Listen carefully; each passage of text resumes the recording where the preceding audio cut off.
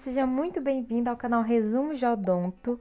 Que bom que você chegou ao nosso canal, ficamos muito felizes em tê-los aqui conosco. Pessoal, nesse vídeo nós iremos falar a respeito de uma dúvida muito frequente dos nossos inscritos, que é por que quando a gente tira um dente de leite, um dente descido, não sai a raiz, só sai a coroa. E quando a gente tira um dente permanente, a gente vai no dentista, tira um dente, sai a raiz.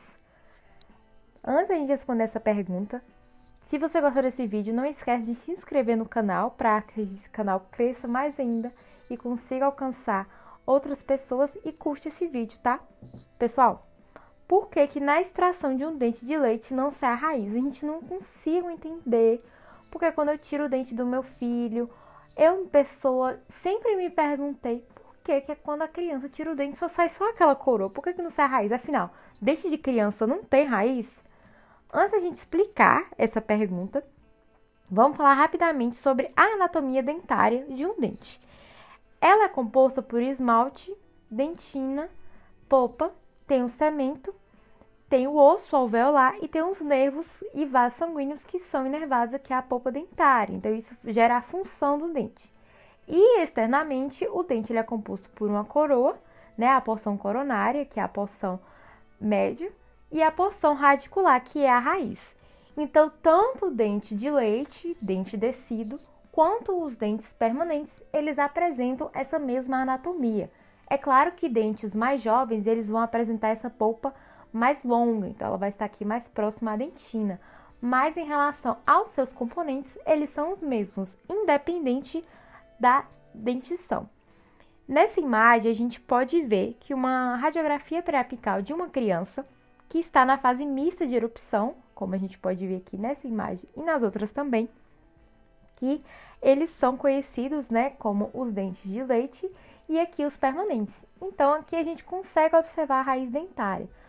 Mas tanto nas radiografias quanto nas tomografias computadorizadas, a gente consegue observar que essa raiz, ela vai começar a ser reabsorvida pelo aquele dente permanente. Então, aqueles nutrientes do dente irá passando para o outro permanente sucessor.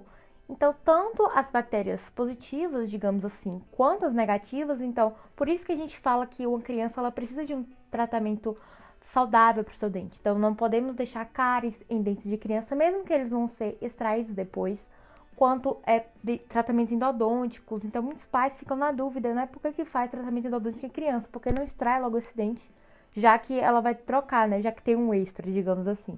Então, é muito importante que a gente mantenha a saúde vital do dente descido, porque ele vai influenciar diretamente no seu dente permanente sucessor.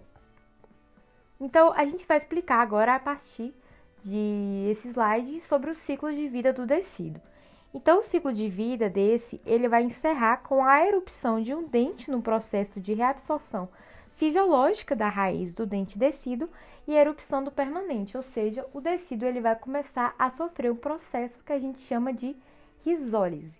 Então, a risólise dentária, ela acontece em quase todos os dentes. Então, quando não gera essa risólise, infelizmente, alguma alteração naquele dente. Mas é claro que o cirurgião dentista, ele irá avaliar qual foi esse tipo de alteração. Tá bom, o que é a risólise? Você falou aí, mas eu não entendi direito. A risólise, ela vai ser o seguinte. Antes do dente descido, ele apresentar uma mobilidade dentária, esse dente ele vai começar a sofrer uma risólise, que é nada mais nada menos do que um processo de reabsorção fisiológica do próprio corpo.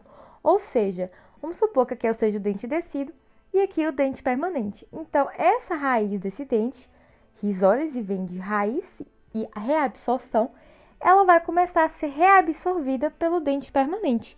E isso vai fazer com que haja naquele dente uma maior facilidade para a troca de dentição. Então, por isso que a gente não utiliza as mesmas técnicas de extração de um dente descido para um dente permanente. Então, a odontopediatria, ela trabalha com a mínima intervenção. Então, graças a isso, né, a essa dentição decídua, e a gente ter tanto um cuidado com esses dentes, a gente consegue observar que é um dente que sai com maior facilidade. Então, você consegue tirar o dente do seu filho com fio dental. Muitas vezes a criança fica movendo o dente, né? Como aqui a gente consegue ver no GIF, com a própria língua. e até mesmo alguns pais levam o dentista e o dentista também usa métodos de baixa intervenção, porque é um dente que consegue ser extraído com a maior facilidade. E por essa razão que a extração de tecido ela é muito mais simples do que a permanente e cabe ao cirurgião dentista do seu filho avaliar a esfoliação daquele dente, observando se irá gerar alterações. Então, o cirurgião dentista ele vai avaliar clinicamente e, se for necessário, ele vai solicitar um exame complementar, uma radiografia periapical, uma oclusal, uma panorâmica, para avaliar se está tudo bem com aquele dente. E aí sim passa para o processo de extração dentária no consultório, que é super tranquilo. E o seu odontopediatra com certeza vai tranquilizar a sua criança para que esse acontecimento pode acontecer de uma forma mais tranquila e sem complicações para aquela criança no futuro.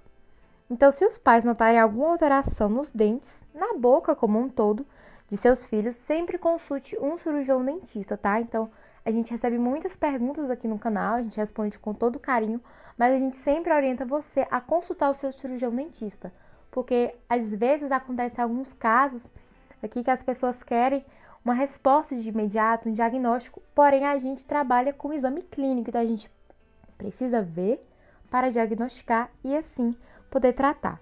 Pessoal, então essa foi a nossa aula, espero muito que vocês tenham entendido. Qualquer dúvida, deixem nos comentários que a gente vai responder com o maior prazer e espero que tenha sido possível sanar a sua dúvida a respeito de por que um dente de leite não tem raiz, mas hoje você aprendeu que ela tem sim, tá? Então, deixa o like aí, não esquece de se inscrever e ative o sininho para não perder nossos vídeos que estão saindo toda semana. Valeu!